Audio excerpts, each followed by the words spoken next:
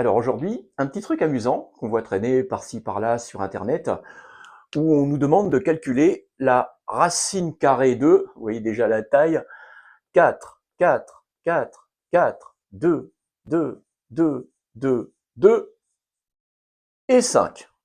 Alors je sais pas trop si vous êtes comme moi, enfin si vous aimez les maths, vous voyez, c'est comme un chien à qui on jette un bâton quand on voit un truc comme ça. Enfin moi je sais que personnellement j'ai vraiment envie de savoir combien ça fait. Alors, je vais vous expliquer un petit peu comment j'ai procédé et je vais vous montrer aussi les voies que j'ai empruntées qui n'ont pas bien marché, celle qui m'a permis de trouver mais qui est pas très noble. Et enfin, à la fin, je dirais quelque chose d'un petit peu plus classe. Alors, c'est toujours un petit peu le même problème, c'est pas scolaire, donc on ne sait pas vraiment dans quelle direction aller. Mais disons, une des idées les plus bêtes qui me soit arrivée au début, c'est de me dire, bon, ça finit par 5, c'est divisible par 5. Peut-être qu'avec un peu de chance, je vais pouvoir décomposer ce nombre-là en produit de facteurs premiers, et donc je vais pouvoir trouver la racine carrée. Alors, faire une division par 5, c'est pas très compliqué, puisque, en fait, diviser par 5, ça revient à la même chose que multiplier par 2 et ensuite diviser par 10. Multiplier par 2, c'est pas compliqué. Diviser par 10, c'est encore plus simple. Alors, on y va. Je prends ce nombre-là, je le multiplie par 2 et je divise par 10. Alors, 2 fois 5, 10, 0, je retiens 1. 2 fois 2, 4 et 1, 5. 2 fois 2, 4.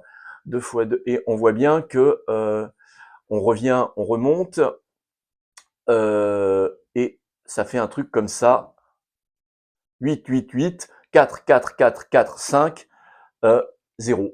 La division par 10 ne pose pas de problème, je vire le 0, et voilà le nombre divisé par 5. Il a le bon goût de se terminer par 5, donc je me suis dit, je vais le rediviser par 5. Donc rediviser par 5, je le multiplie par 2 et je divise par 10. 2 fois 5, 10, 0, je retiens 1.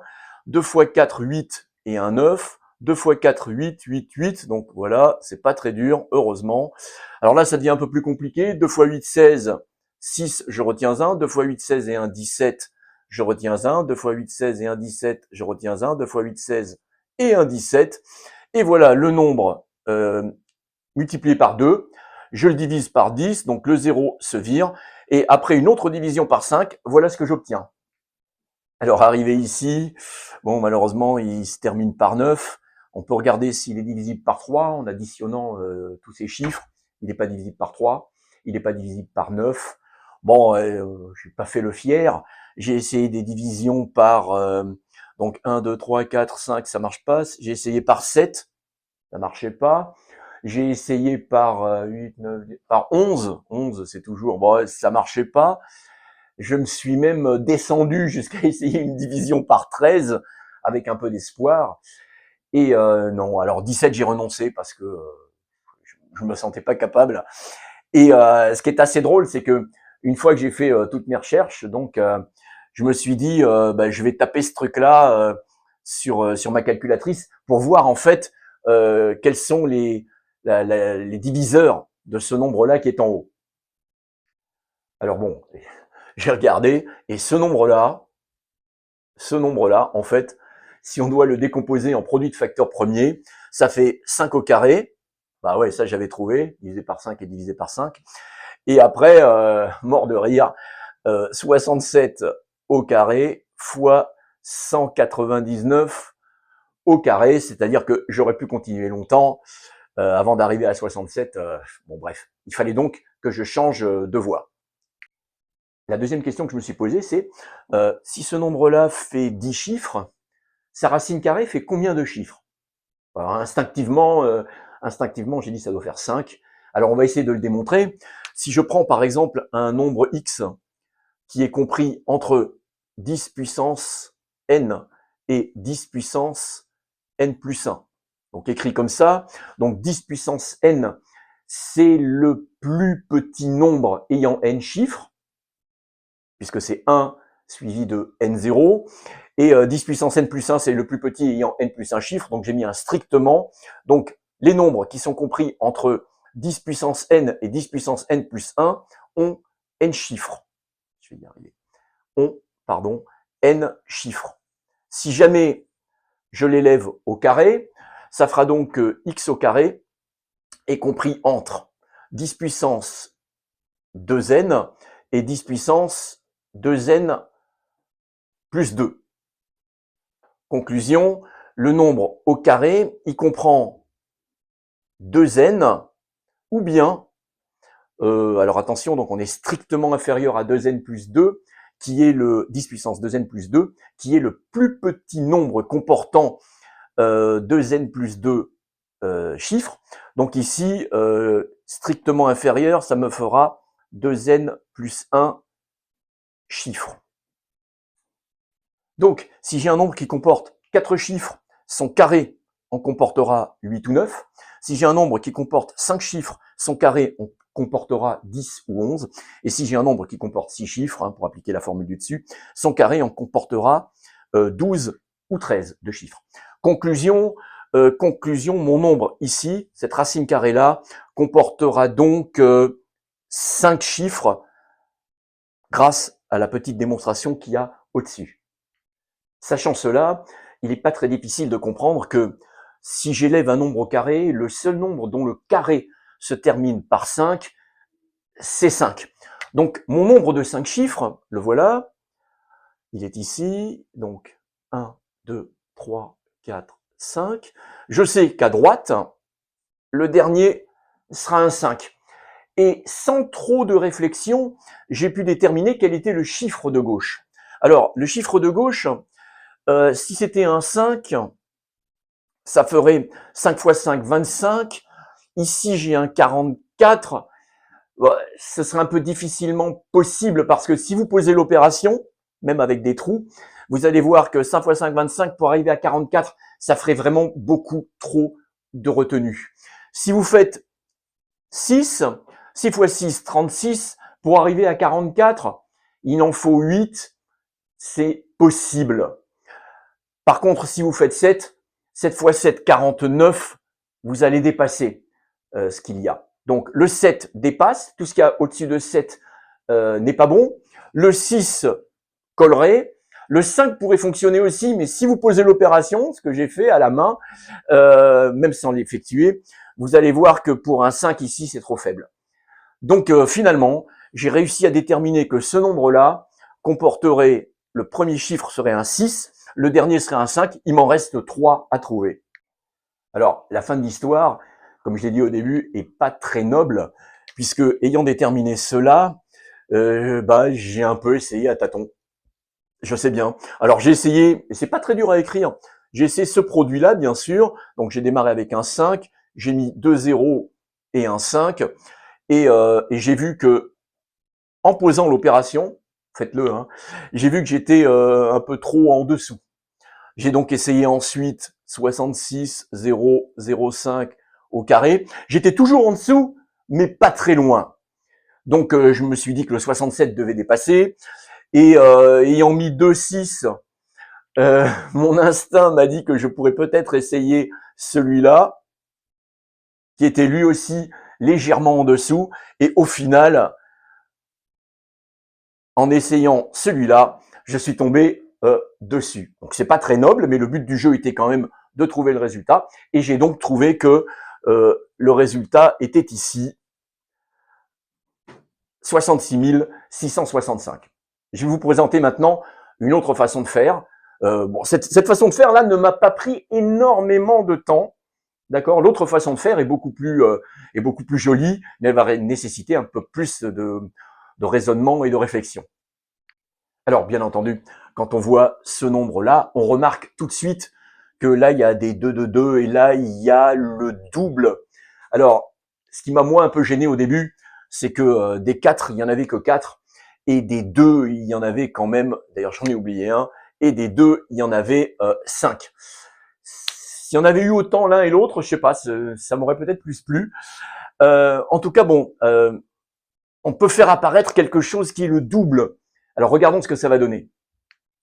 Alors, j'ai découpé le nombre en plusieurs morceaux, et celui-là, puisqu'il y avait 4 4 dedans, celui-là, avec 4 2 dedans, et le dernier petit morceau à droite, avec le 25. On va voir en fait, je l'expliquerai un petit peu à la fin, que si j'avais fait un autre découpage, ça marche aussi. Donc c'est vraiment très intéressant. Alors, regardons un peu comment je peux exprimer x en fonction de ces morceaux qui sont ici. Alors, 4, 4, 4, 4, c'est donc 4 fois 1, 1, 1, 1, fois 10 puissance, alors 1, 2, 3, 4, 5, 6, plus 2, 2, 2, 2, donc c'est 2 fois 1, 1, 1, 1, fois 10 puissance 2 au carré, plus 25, 5 au carré. Donc arrivé ici, j'avais pas encore trop d'idées, mais je savais que j'allais poser t égale 1, 1, 1, 1 pour essayer de faire apparaître quelque chose. Et donc mon x vaut donc 4t, 10 puissance 6, plus 2t, 10 au carré, plus 25. On peut faire, bien sûr, une toute petite factorisation en mettant 2t 10 au carré. Donc, entre parenthèses, 2, 10, 4, 2, 10, 4, plus 1, plus 5 au carré.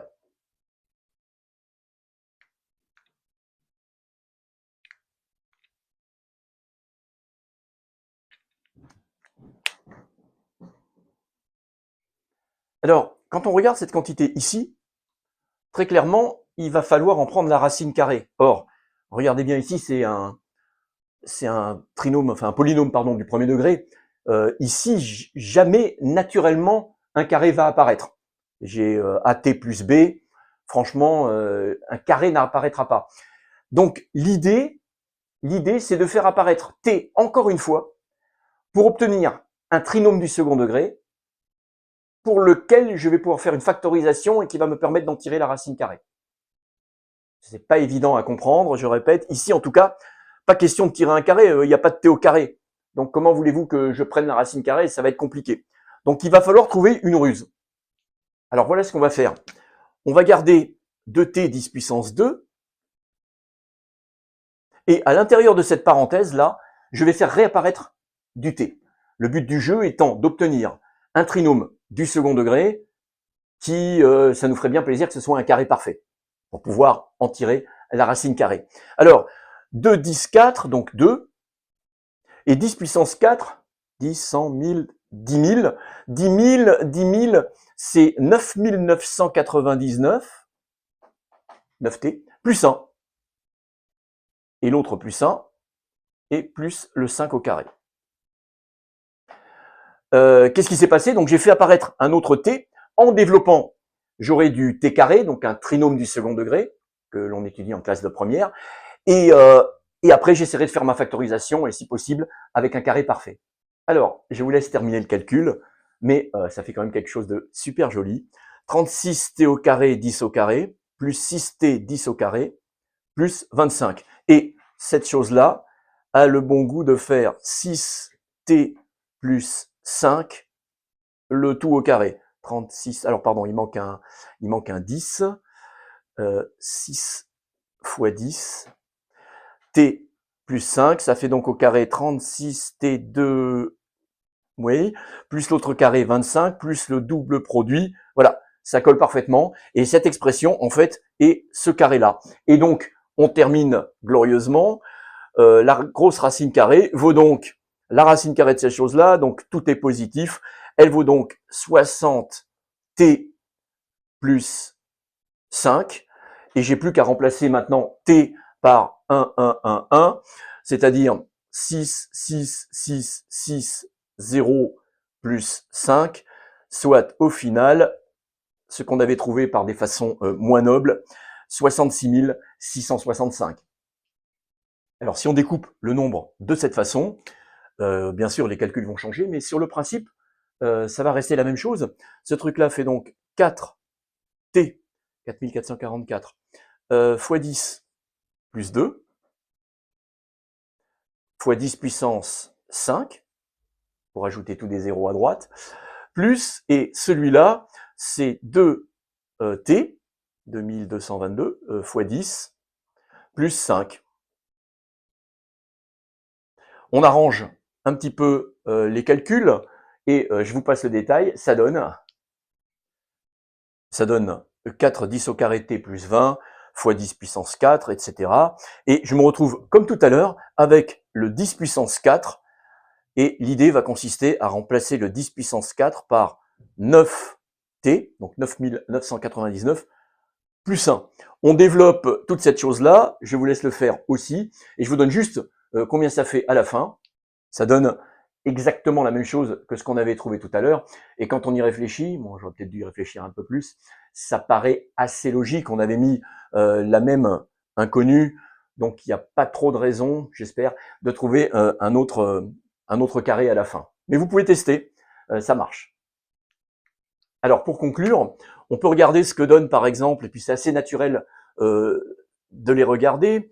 65 au carré, c'est 4, 2, 2, 5. 665 au carré, c'est 4, 4, 2, 2, 2, 5. Je crois que vous avez compris la construction. Celui-là, c'est ça.